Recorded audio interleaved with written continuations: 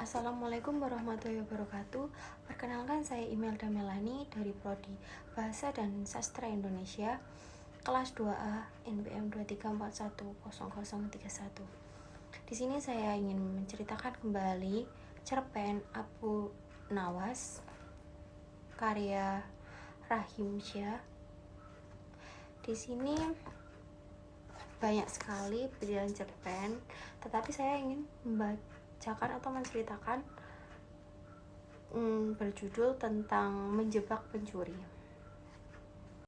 Pada zaman dahulu, orang berpikir dengan cara yang amat sederhana.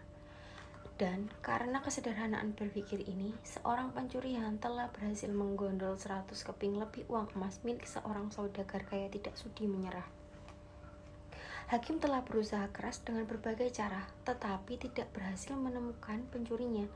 Karena merasa putus asa, pemilik harta itu mengumumkan kepada siapa saja yang telah mencuri harta miliknya, merelakan separuh dari jumlah uang emas itu menjadi milik sang pencuri, bila sang pencuri bersedia mengembalikannya. Tetapi pencuri itu malah tidak berani menampakkan bayangannya. Kini kasus itu semakin ruwet tanpa penyelesaian yang jelas.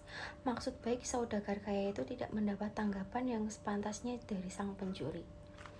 Maka tidak bisa disalahkan bila saudagar itu mengadakan sayembara yang berisi barang siapa berhasil menemukan pencuri uang emasnya, ia berhak sepenuhnya memiliki harta yang dicuri. Tidak sedikit orang yang mencoba, tapi semuanya kandas. Sehingga pencuri itu bertambah merasa aman, tentram, karena ia yakin jati dirinya tak akan terjangkau. Yang lebih menjengkelkan adalah ia juga berpura-pura mengikuti sayembara. Tidak berlebihan bila dikatakan bahwa menghadapi orang seperti ini bagaikan menghadapi jin. Mereka tahu kita, sedangkan kita tidak. Seorang penduduk berkata kepada hakim setempat, "Mengapa Tuan Hakim tidak minta bantuan Abu Nawas saja?" "Bukankah Abu Nawas sedang tidak ada di tempat?" kata hakim itu balik bertanya. "Kemana dia?" tanya orang itu. "Ke Damaskus," jawab hakim. "Untuk keperluan apa?" orang itu ingin tahu. "Memenuhi undangan pangeran negeri itu," kata hakim. "Kapan ia datang?" tanya orang itu lagi. "Mungkin 2 hari lagi," jawab hakim. Kini harapan tertumpu sepenuhnya di atas pundak Abu Nawas. Pencuri yang selama ini merasa aman sekarang menjadi resah dan tertekan. Ia merencanakan meninggalkan kampung halaman dengan membawa serta uang emas yang berhasil dicuri. Tetapi ia membatalkan niat karena dengan menyingkir keluar daerah berarti sama halnya dengan membuka topeng dirinya sendiri. Ia lalu bertekad tetap tinggal apapun yang akan terjadi. Abu Nawas telah kembali ke Baghdad karena tugasnya telah selesai. Abu Nawas menerima tawaran mengikuti sayembara menemukan pencuri uang emas.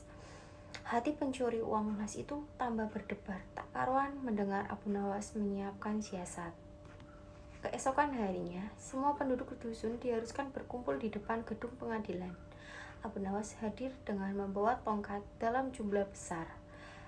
Tongkat-tongkat itu mempunyai ukuran yang sama panjang. Tanpa berkata-kata, Abu Nawas membagi-bagikan tongkat-tongkat yang dibawanya dari rumah.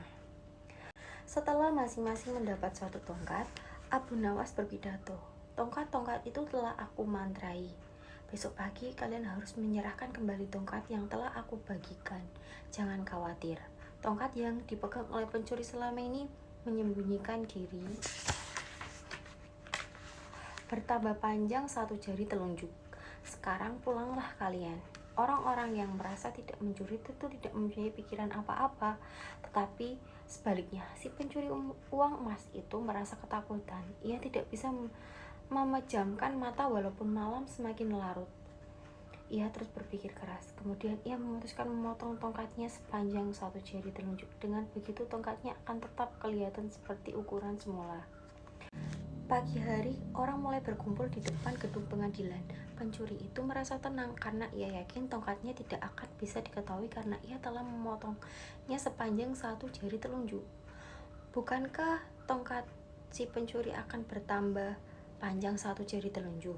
Ia memuji kecerdikan diri sendiri karena ia ternyata akan bisa mengelabui Abu Nawas.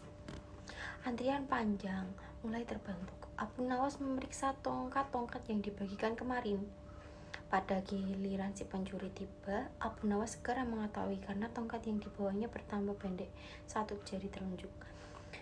Abu Nawas tahu pencuri itu pasti melakukan pemotongan pada tongkatnya karena ia takut tongkatnya bertambah panjang. Pencuri itu diadili dan dihukum sesuai dengan kesalahannya. 100 keping lebih uang emas itu kini berpindah ke tangan Abu Nawas. Tetapi Abu Nawas tetap berbijaksana. Sebagian dari hadiah itu diserahkan kembali kepada keluarga si pencuri. Sebagian lagi untuk orang-orang miskin dan sisanya untuk keluarga Abu Nawas sendiri.